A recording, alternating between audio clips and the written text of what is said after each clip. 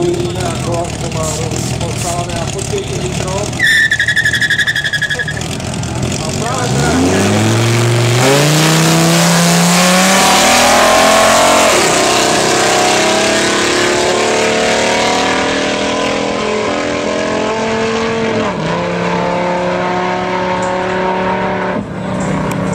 Dodge Viper si nechal na čas a máme tu čas 12,2. To znamená, že sa mu to trošku možno že aj vypomstilo, ale v každom prípade nechal asi 3 sekundy